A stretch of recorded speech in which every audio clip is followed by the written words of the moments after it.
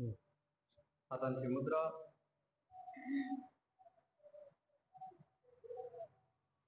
डोळे बंद. 3 वेळेस दीर्घ श्वास घेऊन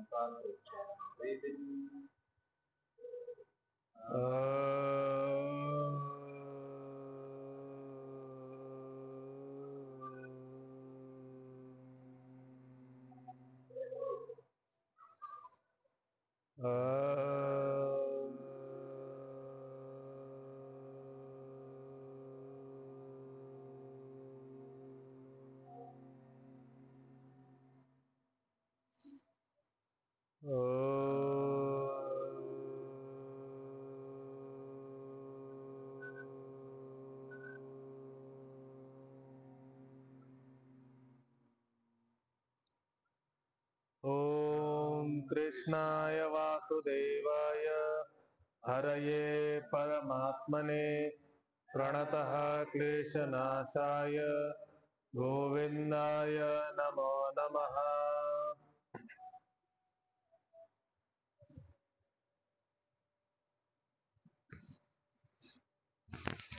तर दुसरा अध्याय सुरुवातीपासून। ओम श्री परमात्मने नमः। अथ द्वितीयोऽध्यायः। संजय उवाच तं तथा कृपयाविष्टम् अश्रुपूर्णाकुलेक्षणम् विषीदन्तम् इदं वाक्यम् उवाच मधुसूदनः। श्रीभगवानुवाच कुतस्त्वाकश्मलमिदं विषमे समुपस्थितम् अनार्यजुष्टमस्वर्ग्यम् अकीर्तिकरमर्जुन। क्लैब्यमास्मगमः पार्थ नैतत्त्वय्युपपद्यते। क्षुद्रं हृदय दौर्बल्यं त्यक्तोत्तिष्ठ परन्तप। अर्जुन उवाच कथं भीष्ममहं संख्ये द्रोणं च मधुसूदन। इषुभिः प्रतियोत्स्यामि पूजार्हावरिसूदन। गुरून् हत्वा हि महानुभावान् श्रेयो भोक्तुं भैक्षमपीह लोके। हत्वार्थकामांस्तु गुरूनिहैव भुञ्जीय भोगान् रुधिरप्रदिग्धान्। न चैतद्विद्मः कतरन्नो गरीयो यद्वा जयेम यदि वा नो जयेयुः। यानेव हत्वा न जिजीविषामस्तेव स्थिताः प्रमुखे धार्तराष्ट्राः। कार्पण्यदोषोपहतः स्वभावः पृच्छामि त्वां धर्मसम्मूढचेताः। यच्छ्रेयस्यानिश्चितं ब्रूहि तन्मे शिष्यस्तेऽहं शाधि मां त्वां प्रपन्नम्। न हि प्रपश्यामि ममापनुद्यात् यच्छोकमुच्छोषणमिन्द्रियाणाम्। अवाप्य भूमा वसपात्मवृद्धं राज्यं सुराणामपि चाधिपत्यम्। संजय उवाच एवमुक्त्वा हृषीकेशं गुडाकेशः परन्तप न योत्स्य इति गोविन्दम् उक्त्वा तूष्णीं बभूवः। तमुवाच हृषीकेशः प्रहसन्निव भारत सेनयोरुभयोर्मध्ये विषीदन्तम् इदं वचः। श्रीभगवानुवाच अशोच्यानन्वशोचस्त्वं प्रज्ञावादाश्च भाषसे। गतासो न गतासोश्च नानुशोचन्ति पंडिताः। न त्वेवाहं जातु नासं न त्वं नेमे जनाधिपाः। न चैव न भविष्यामः सर्वे वयमतः परम्। देहिनोऽस्मिन् यथा देहे कौमारं यौवनं जरा तथा देहान्तरप्राप्तिर्धीरस्तत्र न मुह्यति। मात्रा स्पर्शास्तु कौन्तेय शीतोष्ण सुख दुःखदा आगमापायिनो नित्यास्तांसि तिक्षस्व भारत। यं हि न व्यथयन्त्येते पुरुषं पुरुषर्षभ। समदुःख सुखं धीरं सोमृतत्वाय कल्पते। नासतो विद्यते भावो न भावो विद्यते सतः। उभयोरपि दृष्टोऽन्तस्त्वनयोस्तत्त्वदर्शिभिः अविनाशी तु तद्विद्धि येन सर्वम् इदं ततं विनाशम् अव्ययस्यास्य न कश्चित् कर्तुमर्हति अन्तवन्त इमे देहा नित्यस्योक्ता शरीरिणः अनाशिनो अप्रमेयस्य तस्माद्युध्यस्व भारत य एनं वेत्ति हन्तारं यश्चैनं मन्यते हतम् उभौ तौ न विजानीतो नायं हन्ति न हन्यते. चला पुढचा कोणता? यम हि न व्यथयन्त्येते पुरुषं पुरुषर्षभ समदुःख सुखम धीरम सोमृतत्वाय कल्पते. एकदम बारीकीने जर एक एक शब्द पाहिला तर सोपं आहे. यम हि न व्यथयन त्ये ते व्यथयन त्ये ते पुरुषम पुरुषर्षभ समदुःख सुखम धीरम सोमृतत्वाय कल्पते. ठीक. यम हि न व्यथयन्ते व्यथयन ये ते. जसं आपण त्याला म्हणतो त्याला ये ते तेच आहे. चला 20वा श्लोक. न जायते म्रियते वा कदाचिन्नायं भूत्वा भविता वा न भूयः अजो नित्य शाश्वतोऽयं पुराणो न हन्यते हन्यमाने शरीरे. आता हे आतापर्यंत अनुष्टुप छंद चालू होतं, परत हा उपजाती छंद आलाय. काही काही जण ह्याला त्रिष्टुप छंद पण म्हणतात. तर उपजाती अथवा त्रिष्टुप दोन्ही छंदांपैकी कोणता पण छंद म्हणू शकतो, कारण की दोघांचे लक्षण लगभग सारखे आहे. तर न जायते, जायते म्हणजे उत्पन्न होणे, क्रिया आहे. न निषेध, जायते उत्पन्न होणे. न उत्पन्न होतो काय? आत्माचं सगळं विश्लेषण चालू आहे. न उत्पन्न होतो आत्मा. म्रियते न मरतो आत्मा. वा म्हणजे उत्पन्न होत नाही किंवा मरत पण नाही. उत्पन्न नाही झाला तर साधी गोष्ट मरणार पण नाही. कदाचिन कदा पण कदापि नाही असं झालंय की उत्पन्न झालंय किंवा मेलय. म्हणजे उत्पन्नही होत नाही किंवा मेलाही नाही, असं कदापि होत नाही. न अयम भूत्वा भविता वा न भूयः. इथं कदाचित शब्द होता, तर तकारचा नकार झाला न पुढं असल्यामुळं. ठीक आहे. तला न रिप्लेस झाला आणि कदाचिन बनलं. कदाचिन. नायम भूत्वा न अयम, अयम म्हणजे तो आत्मा. न अयम भूत्वा म्हणजे असं कधी नाही झालं की तो भूतकालमध्ये होता. म्हणजे उत्पन्न होऊन मेला तेव्हा आपण होता असा अर्थ, होता असा वाक्य म्हणतो की तो मनुष्य होता असा वाक्य म्हणतो. तर आत्माच्या विषयी असं कधी वाक्य कोणी म्हणणार नाही की तो आत्मा होता. ठीक आहे. भविता म्हणजे होणार आहे, जो पुढं जन्म घेणार आहे, मुलगा मुलगी, त्याला आपण म्हणू शकतो की हा मुलगा होणार आहे. पण आत्माच्या विषयी आपण म्हणू नाही शकत की हा होणार आहे. त्याच्यामुळे भविता शब्द यूज केला. भूतवा म्हणजे पास्ट, भविता म्हणजे फ्युचर. वा न भूयः असं आपण म्हणू शकत नाही. हे दोन्ही पण गोष्टी भूतकाल किंवा भविष्यत काल आपण असं म्हणू शकत नाही आत्माचं विश्लेषण करताना. तर आत्मा कसा आहे? इथं निषेध केलाय की आत्मा मरत नाही, उत्पन्न होत नाही. ठीक आहे. आधी नव्हता आणि नंतर होणार आहे असं आपण म्हणू शकत नाही. तर हे निषेध केलंय. श्लोकच्या दुसऱ्या भागामध्ये अजो नित्य शाश्वतेचे आत्माचे पूर्ण गुण दाखवले जातात. तर अजह म्हणजे अजन्म आहे, ज्याचा जन्म कधी होऊ शकत नाही. ज्याचा जन्म न झाला तर मृत्यू पण नाही होणार.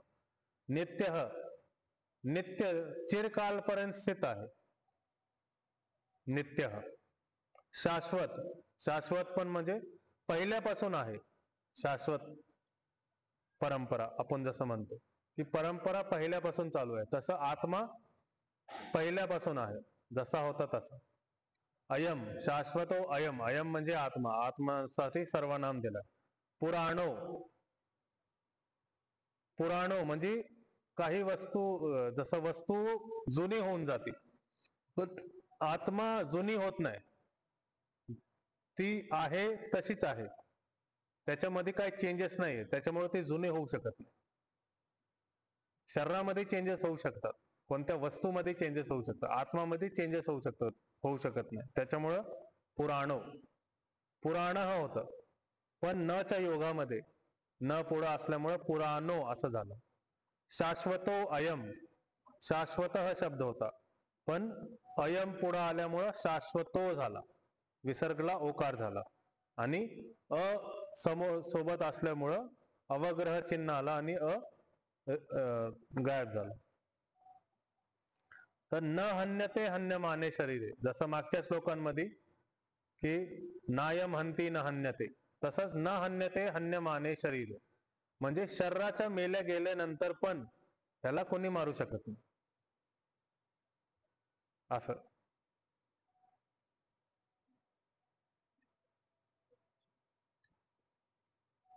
तर उच्चारण घेऊयात आपण. स्पष्ट आहेत सगळे शब्द, ठीक आहे, संधी पण स्पष्ट आहे. शाश्वत म्हणजे चिरकालापासून चालणार वस्तू. अज म्हणजे अजन्मा, हा, आणि नित्य म्हणजे ज्याला कुणी क्षय करू शकत नाही, तो नित्य. वेगळे वेगळे, हा, अजन्मा, नित्य म्हणजे ज्याला कोणी मारू शकत नाही. शाश्वत म्हणजे पहिल्यापासून आहे, आता पण आहे, नंतर पण आहे, आणि पहिले पण होता. आणि पुराण म्हणजे ही कधी जुनी होणारी वस्तू नाहीये, चेंजेबल वस्तू नाहीये असं. कारण की शरीरच्या मेल्यानंतर पण आत्मा तसा का तसा राहणारच आहे असं. तर उच्चारण घेऊयात.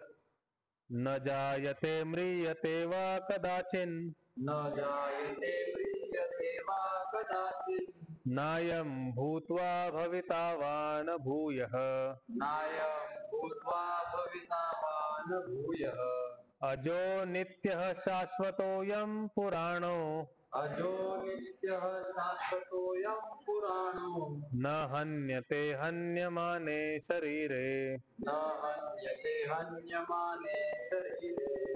न सगळे सोबत. न जायते म्रियते वा कदाचिन्, नायं भूत्वा भविता वा न भूयः, अजो नित्यः शाश्वतोऽयं पुराणो, न हन्यते हन्यमाने शरीरे. न जायते म्रियते वा कदाचिन्, नायं भूत्वा भविता वा न भूयः, अजो नित्यः शाश्वतोऽयं पुराणो, न हन्यते हन्यमाने शरीरे. पुढचा श्लोक. वेदा विनाशिनं नित्यं य एनम् अजमव्ययम्, कथं स पुरुषः पार्थ कं घातयति हन्तिकम्. इथं थोडंसं उच्चारण अवघड जाईल, कारण की शब्द तसे एकदम तुटक तुटक आहेत, छोटे छोटे आहेत, आणि तुमच्यासाठी नवीन आहे. तर वेद, वेद म्हणजे आता इथं छंद परत बदललाय, ह्यामध्ये उपजाती होता, ह्यामध्ये परत अनुष्टुप छंद आला, ठीक आहे. पुढचा परत उपजाती आहे, 22वा श्लोक, हा 21वा श्लोक अनुष्टुप छंद. वेद, वेद अविनाशिनम असं दोन शब्द आहेत. वेदा विनाशिनम, वेद आणि अविनाशिनम, संधी झाली वेद द चा आकार आणि अविनाशिनमचा आकार मिळून आकार झाला, वेदा विनाशिनम. वेद म्हणजे समजा, जाणून घ्या असं, तू जान, तुम समझो, तुम जानो. अविनाशिनम की हा आत्मा काय आहे, अविनाशी आहे, जे आपण कालपासून ऐकतोय, आत्मा अविनाशी आहे, नित्य आहे, नित्यम. य एनम, आणि जो व्यक्ती, य म्हणजे यह, यह होता, विसर्ग होता, पण त्याचा लोप झाला, गायब झाला. विसर्ग गायब झाला. ए पुढे असताना य एनम अजम अव्ययम 3 शब्द आहेत. एनम, अजम, अव्ययम. अव्यय म्हणजे ज्याचा कोणी हानी नाश करू शकत नाही. अजम म्हणजे अजन्म, इथं मागच्या श्लोक मध्ये आलाय अजम. अजो तर अजम. आता इथं लिंग पण बघा, तर वेदा विनाशिनम, नित्यम, अजम, अव्ययम. पहिल्या ह्याच्यात अजो, नित्य, शाश्वतो, पुराणो. तर इथं लिंग आहे. 3 लिंग असतात, पुल्लिंग, स्त्रीलिंग, नपुंसकलिंग.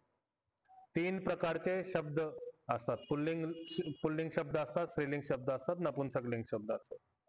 तर आत्माचा लिंग पण नाहीये. का लिंग नाहीये? कारण की इथं पुल्लिंगचा वापर केला पहिल्या श्लोकामध्ये, 20व्या श्लोकामध्ये, आणि इथं नपुंसकलिंगचा वापर करते. म्हणजे आत्माचा लिंग पुरुष किंवा स्त्री किंवा नपुंसक असं ह्या तिन्ही लिंगापैकी कोण नाही. मग लिंग भिन्न आहे, त्याच्यामुळे त्याचं एक नाव अलिंग पण आहे किंवा लिंगम पण आहे. नुसतं लिंगम, तिन्ही लिंग मिळून जाते त्याच्यामध्ये असं. तर शब्द तर तेच आहेत, अर्थ पण तेच आहेत, फक्त लिंग बदललाय.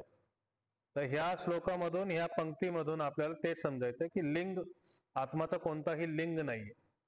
ठीक आहे, मेल, फिमेल, नपुंसक नाहीये. कथम स पुरुष पार्थ, ह्याच्यात असं म्हणलंय की यह एनम अजम अव्ययम, जो असा असा आत्म्याला जाणतो, वेद जो जाणतो असा असा. य एनम, एनम म्हणजे असा असा आत्म्याला जाणतो जो व्यक्ती. सपुरुष कथम घातयति, कथम कम घातयति, कथम कम हंती. असं की तो पुरुष, सपुरुष, स म्हणजे वह, पुरुष म्हणजे तो पुरुष. कथम किस प्रकार, हे पार्थ, पार्थ संबोधन आहे. हे पार्थ, तो पुरुष जो हे सगळं जाणतोय की आत्मा असा असा आहे, तो कशा प्रकारे, कथम कशा प्रकारे, आणि कम कुणाला, घातयती मारणार आहे, किंवा कुणाला कोण मरणार आहे. असं कम घातयती, कुणाला मारणार आहे किंवा कोण मरणार आहे, कम असं. हे कम कम दोनदा यूज केलंय, तर क्रिया दोन आहे त्याच्यामुळे दोनदा यूज केलं. घातयती एक क्रिया आहे, हंती दुसरी क्रिया आहे. दोघींचा अर्थ लगभग एकसारखा आहे. घातयती म्हणजे मारणे, हंती म्हणजे हंती मध्ये पण मारणे, पण धातू वेगळी वेगळी केली. ठीक आहे, त्याच्यामुळे कम कम दोनदा वापरले. किस किस प्रकार से मारेगा या किस किस प्रकार से मरेगा असं. तर शब्द स्पष्ट आहेत.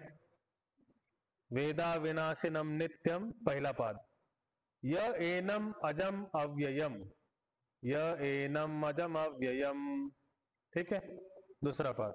य एनम अजम अव्ययम. कथम स पुरुषः पार्थ, तीसरा पाद. कथम स पुरुषः पार्थ कम घातयति हंतिकम. लगेच लगेच म्हणायचं, कम घातयति हंतिकम. सगळे छोटे आहेत, इकार छोटा आहे. हंती मध्ये पण, घातयति मध्ये पण इकार छोटा आहे. कम घातयति हंतिकम असं. ठीक, चल. वेदा विनाशिनम नित्यम, वेदा विनाशिनम नित्यम, य एनम अजम अव्ययम, य एनम अजम अव्ययम. कथम स पुरुषः पार्थ, कथम स पुरुषः पार्थ कम घातयति हंतिकम. कम घातयति हंतिकम. सगळे सोबत. वेदा विनाशिनम नित्यम, यम एनम अजम अव्ययम, कथम स पुरुषः पार्थ कम घातयति हंतिकम. वेदा विनाशिनम नित्यम, य एनम अजम अव्ययम, कथम स पुरुषः पार्थ कम घातयति हंतिकम. आता 22वा श्लोक. हा पण परत उपजाती छंदाला बघा. वासांसि जीर्णानि यथा विहाय, नवानि गृह्णाति नरोपराणि, तथा शरीराणि विहाय जीर्णा न्यन्यानि संयाति नवानि देही.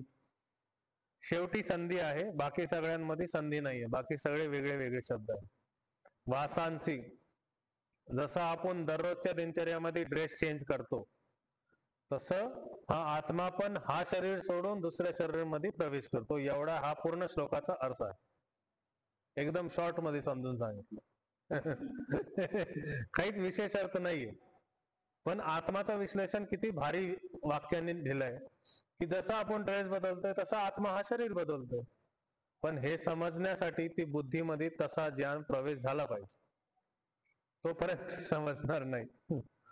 वासांसी, वासांसी मध्ये कपडे, वस्त्र, हा बहुवचन मध्ये आहे. वासांसी जीर्णाने, जीर्ण, हा जीर्ण झालेले वस्त्र, जे खराब झालेले वस्त्र, जुने झालेले. यथा विहाय, जसे जुने वस्त्र विहाय त्याग करून, विहाय म्हणजे त्याग करून, हा धातू आहे, हा म्हणजे त्यागे. विहाय नवाने गृह्णाती, नवीन नवीन वस्त्र, नवानी बहुवचन, हे बहुवचन मध्ये आहे सगळे. वासांची बहुवचन, जीर्णानी बहुवचन, नवानी बहुवचन. नवानी वस्त्र, गृह्णाती ग्रहण करतोय पुरुष, आत्मा, आत्मा सॉरी आत्मा ग्रहण करतोय आत्मा. नरोपराणी, नरह, इथं पुरुष आहे, दुसऱ्या लाईनीमध्ये आत्मा आहे. नवानी गृह्णाती नर अपराणी, अपराणी म्हणजे अपर नवीन वस्त्र, दुसरे नवीन वस्त्र. गृह्णाती, जसा व्यक्ती जुने कपडे सोडून नवीन कपडे धारण करतोय तसंच, तथा, तसंच वरती यथा होता, जसं तसं, तथा. शरीराणी, हे सगळे शरीर. विहाय त्याग करून. जीर्णानी, जीर्णानी आणि अन्यानी संधी झाली. जीर्णानी मधला इकार आणि अन्यानी मधला अकार, तर इकार आणि अकार मिळून झालं य. जीर्णानी अन्यानी, जीर्णान्यन्यानी असं. न्य न्यानी, तोडून तोडून म्हणलं तर न्य न्यानी, न्य न्यानी असं. अन्यानी, दुसरे वस्त्र, अन्य म्हणजे दुसरे. संयाती, धारण करतो. नवानी देही, देह, देही म्हणजे आत्मा आणि देह म्हणजे आपलं शरीर. देह मध्ये असलेला देही. नवीन वस्त्र जसे धारण करतो, देह मध्ये असलेला देही असा विग्रह होईल. संयाती, प्राप्त होत, त्या आत्म्याला नवीन शरीर प्राप्त होत असं. ठीक आहे. तर फक्त एकच संधी आहे, एक नरोपराणीची ती संधी आहे, तिथं अवग्रह चिन्ह सगळ्यांना माहिती आहे, अ लपलाय. नरोपराणी, अ उच्चारण करण्याची गरज नाही. आणि जीर्णानी, इथं जीर्णापर्यंत उच्चारण करायचं. तथा शरीराणी विहाय जीर्णा, इथंपर्यंत उच्चारण करायचं. आणि न्यन्यानी संयाती नवानी देही असं. न्यन्यानी संयाती नवानी देही. ठीक आहे, चला. वासांसी जीर्णानि यथा विहाय, वासांसी जीर्णानि यथा विहाय, नवानि गृह्णाति नरोपराणि, नवानि गृह्णाति नरोपराणि, तथा शरीराणि विहाय जीर्णा, तथा शरीराणि विहाय जीर्णा, न्यन्यानि संयाति नवानि देहि. न्यन्यानि संयाति नवानि देहि. सगळे सोबत. वासांसी जीर्णानि यथा विहाय, नवानि गृह्णाति नरोपराणि, तथा शरीराणि विहाय जीर्णा, न्यन्यानि संयाति नवानि देहि. वासांसी जीर्णानि यथा विहाय, नवानि गृह्णाति नरोपराणि, तथा शरीराणि विहाय जीर्णा, न्यन्यानि संयाति नवानि देहि. ह्याला तिसऱ्या पंक्तीला आपण तथा शरीराने विहाय जीर्णान असं पण म्हणू शकतो. न पुढे घ्यायचा आणि मग यज्ञानी असं म्हणू शकतो. यज्ञानी संयाते नवानी दे. पण दोन्ही प्रकारचे उच्चारण केले तर शब्द तरी समजले पाहिजे. की तुम्ही उच्चारण कसं पण करा, शब्द फक्त समजले पाहिजे. आत्माची परिभाषा चालू आहे. आत्माची परिभाषा करताना काल आपण समजलं की अंत नाहीये, नित्य आहे, मारू शकत नाही, मरत नाही. ह्याच सगळ्या गोष्टी परत एक वेगळ्या दृष्टीने, एक वेगळ्या शब्दांमध्ये, वेगळ्या पद्धतीने सांगितलं जातंय. त्याच गोष्टी परत परत रिपीट होत आहेत. तुमच्या डोक्यामध्ये चांगलं बसलं पाहिजे. वेगळ्या वेगळ्या दृष्टीने ज्यावेळेस सांगितलं जातं त्यावेळेस आपला दृष्टिकोन तर मोठा होतोच, त्यासोबत जी गोष्ट आहे ती आपल्याला एक्सेप्ट पण होते. आजच्या काळामध्ये आपल्याला एक्सेप्ट होईल का? जर आपण डायरेक्ट म्हणलो की आत्मा नित्य आहे, मी मरणारच नाहीये कधी, तुम्ही म्हणू शकता का मी मरणारच नाहीये कधी? तर ती आधी अनुभव करण्यासाठी दृष्टिकोन मोठा करावा लागेल, आणि ते दृष्टिकोन मोठा करण्यासाठी वेगळ्या वेगळ्या शब्दांचा वापर केलाय. ठीक आहे. न जायते म्रियते वा कदाचित, म्हणजे तो कधीही जन्म घेत नाही आणि कधीही मरत नाही. जन्म घेत नाही कधीही, मरत नाही कधीही. त्यानंतर नायम भूत्वा, म्हणजे असं आपण म्हणू शकत नाही की ही गोष्ट होती किंवा होणार आहे. ही आहे असंच म्हणू शकतो. याच्यासाठी आपल्याला हे समजा की जो अखंड ब्रह्मांड आहे तो ह्या हॉलमध्ये एवढाच आहे. ठीक आहे. अखंड ब्रह्मांड आपण समजू की ह्या हॉलच्या बाउंड्रीज जे आहेत हे अखंड ब्रह्मांड. ठीक आहे.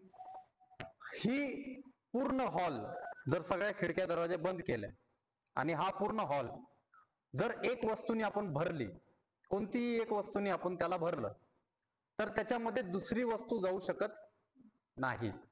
तर ती एक वस्तूमध्ये परिवर्तन होणार का? त्या एक वस्तूमध्ये परिवर्तन होणार का?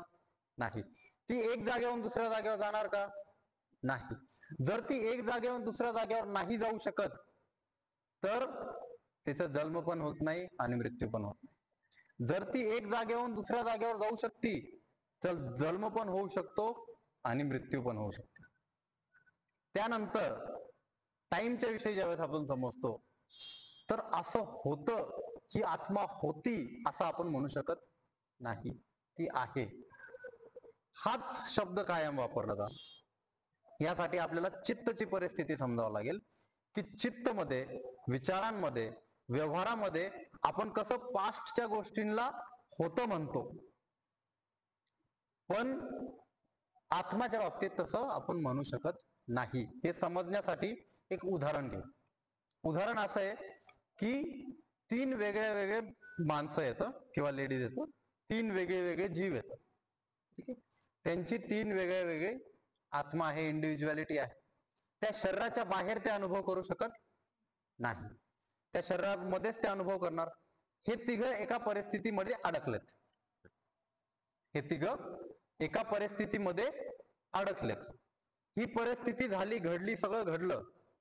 आता याच्या काही काळानंतर आपण आलोय प्रेझेंट मध्ये. ती घडलेली गोष्ट आहे, आपण आलोय आता प्रेझेंट मध्ये.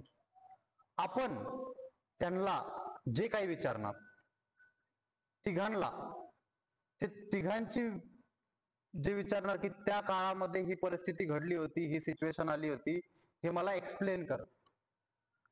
तिघांचं एक्सप्लेनेशन असं असणार की एक दुसऱ्याला म्हणणार की तू चुकीचं म्हणतोय, तू चुकीचं सांगतो. आपणच म्हणणार की हे तिघं एक परिस्थिती कशी सांगू शकतायत, हे तर किती डिफरन्स आहे याच्यामध्ये. तर हा डिफरन्स आला कुठून? हा डिफरन्स आला चित्तमध्ये. हा डिफरन्स आत्मामध्ये आला का? त्यावेळेस ज्या गोष्टी त्यांनी अनुभव केल्या ते अनुभव बदलला का? तो तसाच आहे. तो अनुभव नाही बदलला. म्हणजे कॉन्शियसनेस जो चित्त आहे, जो आत्मा आहे, त्या आत्म्याचा अनुभव, आत्मा फक्त अनुभव करतो. मग अनुभव कसा असतो? प्रेझेंट असतो अनुभव. पास्ट गोष्टींना आपण अनुभव कसा करतो? चित्त त्या थ्रू करतो. पास्ट गोष्टींना आपण डायरेक्ट अनुभव करू शकतो का? नाही. तर इथं हे समजणं गरजेचं आहे की त्यांच्या चित्तमध्ये कशा परिवर्तन झाला, पण आत्मामध्ये परिवर्तन झाला नाही. त्याच्यामुळे असं म्हणलं जातं की आत्मा कधी होता असं म्हणू शकत नाही. आत्मा आहे. आज जे ती गोष्ट अनुभव करतायत ती गोष्ट आज अनुभव करतायत. आता अजून याला खोलून सांगतो मी की एक माणूस झाला, त्या 3 मधला एक माणूस आहे, ठीक आहे. त्याच्यासोबत ती घटना घडली, त्यावेळेस त्यांनी ती गोष्ट अनुभव केली. अनुभव केल्यानंतर घरी गेल्यानंतर त्याचे जे जुने संस्कार होते त्या संस्कारांचा सपोर्ट घेऊन हा जो नवीन अनुभव स्टोअर झालाय आतमध्ये, हा स्टोअर झालेला अनुभव मागच्या संस्कारांसोबत सिंक होऊन एक वेगळी मानसिकता तयार झाली. एक वेगळी मानसिकता तयार झाली आणि त्या मानसिकताच्या बेसिसवर आज 2 वर्षानंतर तो ती गोष्ट अनुभव करतोय जी आत्ता त्याची मानसिकता आहे. समजलं? त्या परिस्थितीला अनुभव नाही करत तो, तो आजच्या मानसिकताला अनुभव करतो. तर आपण आत्मा आहे असंच म्हणायचं. परिवर्तन कशामध्ये होतोय? चित्तमध्ये होतोय. माझ्या आत्मानी लहानपणी वेगळा अनुभव केला, माझ्या आत्मानी आत्ता वेगळा अनुभव केला, त्यावेळेस तो अनुभव झाला, संपलं, मृत्यू झाली तिथं त्या परिस्थितीची. जे स्टोअर झालं ते तुमच्या संस्काराच्या अनुसार, तुमच्या जुन्या वृत्तीच्या अनुसार ते नवीन मध्ये कन्वर्ट झालं आणि नवीन अनुभव आता आपल्याला होत आहे. तीच परिस्थिती आहे पण अनुभव नवीन होत आहे. अजून याला थोडस चांगल्या पद्धतीने सांगायचा प्रयत्न करतो की एक चांगलंच म्हणजे जे असं तसं हे ते म्हणण्यापेक्षा डायरेक्ट आपण एक उदाहरण घेऊ की लहानपणी माझं कोणासोबत तरी भांडणं झालं. त्या भांडणाला मी आठवून माझी आजची मानसिकता अशी आहे की मी जाऊ दे, ते लहानपणी होतं, काय चिडचिड, एवढं आपल्याला काय एवढा त्रास नाही त्या गोष्टीचा, आपण एकदम चिल आहे, आपल्याला काय फरक नाही पडत, लहानपणी झालं, आपल्याला काय त्याचा मतलब नाही. मला त्या अनुभवाचा, त्या वृत्तीचा अनुभव होतोय. कसा अनुभव होतोय? चिल अनुभव होतोय, निवांत अनुभव होतोय, मला काही त्रास त्याचा होत नाही. दुसऱ्या परिस्थितीमध्ये त्या भांडणाचा माझ्या संस्काराच्या अनुसार मी असा विचार करतोय, त्यांनी त्यावेळेस मला मारलं होतं, आता मी त्याचा बदला घ्या. 10 वर्षानंतर पण लोक असं करतात, लोक असं करतात. मग हा अनुभव कशाचा आहे? संस्काराचा अनुभव आहे का त्या परिस्थितीचा अनुभव आहे? हा संस्काराचा अनुभव, हा संस्काराचा अनुभव. तर इथं आपल्याला समजतंय की आत्मा होता असं नाही म्हणू शकत, आत्मा आहेच. ह्या सगळ्या याच्यामध्ये तो आहेच. तो इकडे आहे का? नाही. तो तिकडे आहे का? नाही. तो सर्वत्र आहे. इकडं असला तिकडं असला तर मग टाइम पण येतो की तू इकडून तिकडं जाणार, मग तुला जो वेळ लागणार त्या वेळ आपण कॅल्क्युलेट करणार, मग तिथं टाइम येतो. पण त्या स्थितीमध्ये टाइम नाही, तिथं टाइमचं काहीच अर्थ नाही, तिथं समयच नाहीये. ठीक आहे, आज सांगितलंय पहिल्या 2 पंक्त्यांमध्ये. आणि त्यानंतर आता सरांनी संस्कृतच्या विषयी तर अभ्यास केलाय, पण फिलॉसॉफी मध्ये जेवढं शब्दांना खोलून मला एक्सप्लेन करता येतं किंवा मी सांगू शकतो का, की मी एक एक शब्दावर तेवढं लक्ष देऊन अभ्यास करतो. तर पुराणचा अर्थ सरांनी सांगितलं की जे जुनं होत नाही. मला इथं एक प्रश्न विचारायचा आहे, इथं पुराणात सांगितलंय का किंवा पुराण नाही असं सांगितलंय का? याच्या आधीच अजो म्हणजे अजन्मा, न चा शब्द आहे का? नित्य म्हणजे नित्य, न चा शब्द आहे का? शाश्वत म्हणजे शाश्वत, न चा शब्द आहे का? नाही. पुराण म्हणजे पुराणच पाहिजे ना, जुनच पाहिजे. पुराण म्हणजे जुनाच पाहिजे. मग सर असं काय म्हणले की जुना नाही असं आपण घ्यायला पाहिजे? तो अर्थच नाही. तिथं अर्थ पुराण म्हणजे पुरातन असतं. पुराण म्हणजे पुरातन असतं. पुरातन म्हणजे काय? जे आहेच, कायमच आहे. तर आपल्यासाठी तर ते किती चिरकाळापासून आहेच, तर चिरकाळापासून आहे असं असल्यामुळं ते पुराण आहे. ठीक आहे, जुनं होत नाही ही पण एक परिभाषा त्याची झाली. आणि पुराण म्हणजे पुराणा, पुराणा, तर हा पुराणा पण आहे आणि चिरकाळापासून असल्यामुळं पुरातन पण म्हणलं गेलंय. ठीक आहे, न हन्यते हन्यमाने शरीर, म्हणजे जे शरीर मरतय त्या शरीरासोबत हे मेलं जात नाही. ठीक आहे, असं पहिल्या श्लोक मध्ये व्याख्या आहे. दुसऱ्या श्लोक मध्ये, जो असं जाणतो की हे अविनाशी आहे, हे नित्य आहे, हे अजन्म आहे, हे अव्यय आहे, असा माणूस कसा असा विचार करू शकतो की हे मारलं जाईल किंवा मारेल. घातयती म्हणजे हा कोणाचे द्वारे मारेल किंवा स्वतः मारेल. खुद मारेगा या किसी और के द्वारा मरवाएगा. समजतंय? आता याच्यामध्ये आपल्याला हे समजणं गरजेचं आहे की आत्मा कोणाच्या द्वारे पण नाही मारत आणि स्वतः पण नाही मारत.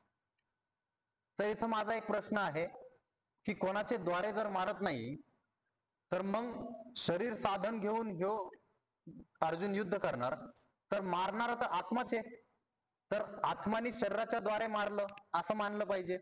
असं का नाही मानत आहे आपण? आत्मानी शरीराच्या द्वारे मारलं असं मानायला पाहिजे ना, असं का नाही मानणार आपण? इथं कम घात आहे. इथं प्रश्न विचारलाय की कस काय आपण असं मानू शकतो, कस काय तो पुरुष मानू शकतो जो त्याला नित्य मानतोय की आत्मा ही कोणाच्या द्वारे पण नाही मारत. तर सांगा. हा, इथं चित्त मारतोय, म्हणजे आत्मा ही फक्त आहे तर पूर्ण शरीरामध्ये, बरोबर, पूर्ण शरीरामध्ये व्याप्त असल्यामुळं आत्माचं हे काय आहे, सत चित आणि आनंद हा स्वभाव आहे. त्यासोबत आत्माचं काय काम आहे, चेतनता. चित म्हणजे चेतनता, चेतनता प्रोव्हाइड करणं काम आहे. फक्त शरीराला चेतनता दिलेली आहे आत्माने.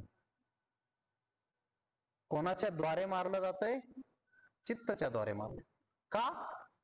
श्रीकृष्ण अर्जुनाच्या चित्तमध्ये परिवर्तन करतायत, त्याच्या आत्मामध्ये परिवर्तन करू शकत नाही ना.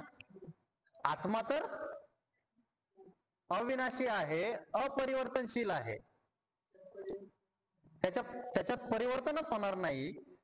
तर त्यांनी नाही मारलं, चित्त मध्ये परिवर्तन झालं आणि ती शक्ती होतीच, ती शक्ती होतीच. फक्त चित्त मध्ये परिवर्तन झाल्यामुळे त्या शक्तीला डायरेक्शन भेटलं शरीराच्या द्वारे बाण चालवण्याचं. हे खूप मला भारी वाटलं तुम्ही या प्रश्नाचं उत्तर दिलं. छान, गुड. तर हे श्लोक मध्ये असं सांगितलं की कसं काय तो कोणाच्या द्वारे मारू शकतो किंवा स्वतः मारू शकतो. ठीक आहे, आणि लास्ट मध्ये जे आहे वासांसी जीर्णानी, तर इथं शब्दांचा अर्थ समजू आपण, एक एक शब्दाचा अर्थ समजू. ठीक आहे, वस्त्राचा अर्थ ठीक आहे, पण जीर्णानीचा अर्थ, जीर्णानीचा अर्थ अजून डिटेल मध्ये समजण्यासाठी की जे वेअर अँड टेअर होतंय, वापरल्यावर गोष्ट मृत्यूला पार पाडते. ज्याचा वापर होतोय ती घासणं, वेअर अँड टेअर म्हणजे घासणं आणि कमी होणं, याला जीर्ण म्हणतो आपण, झीज म्हणतो आपण, त्या प्रकारचा शब्द आहे. तर मी सांगताना असं सांगितलं होतं परवाच्या का कालच्या क्लासमध्ये की तुमचा एक एक सेल कंटिन्युअस मरतोय आणि कंटिन्युअस जिवंत होतोय. तर जसं एक एक सेल, एक एक कोशिका, शरीराचे एक एक पार्ट जसं कंटिन्युअस मरतय, कंटिन्युअस जिवंत होतंय, जसं वस्त्र वापरून वापरून घासून घासून फाटतायत आणि सोडले जात आहेत, त्याच प्रकारे ही आत्मा पण कंटिन्युअस शरीर बदलतीये. इथं तर मेल्यानंतरची गोष्ट, आपण मेल्याच्या आधीमध्ये पण मी सांगतोय की आज पण जे शरीरासोबत तुम्ही आहेत ते कंप्लीट शरीर सेल टू सेल, एक एक कोशिका टू कोशिका, चित्तच्या वृत्तींपासून सगळ्या गोष्टी आजपासून 7-10 वर्षानंतर सगळ्या बदलून राहणार. आजपासून 7-10 वर्ष मागे जा आणि तुमचं शरीर आठवा, तुमची मानसिकता आठवा, तुमचे चित्त आठवा. तसंच आहे का आज? नाही. काय झालंय? बदल झालाय. तर हे ज्यावेळेस बॉन्ड तुटणार, आता बदल होतोय पण सोबतच आहे, बदल झालाय पण शरीर सोबतच आहे. म्हणजे हा विशाल ठोकलच आहे लहानपणीपासून आजपर्यंत. तर तो बॉन्ड तुटला का? बॉन्ड नाही तुटला इथं. मग बॉन्ड तुटल्यानंतर शरीर, आत्मा काय करणार? नवीन शरीरामध्ये जाणार. आणि हा बॉन्ड कसा तुटणार? हा बॉन्ड कसा तुटणार? ज्यावेळेस एक एक शक्ती, चेतना शक्ती प्राणशक्तीला सोडणार. ह्या दोघांचा बॉन्ड आहे, प्राणशक्तीचा बॉन्ड आहे, चेतना शक्तीचा बॉन्ड आहे.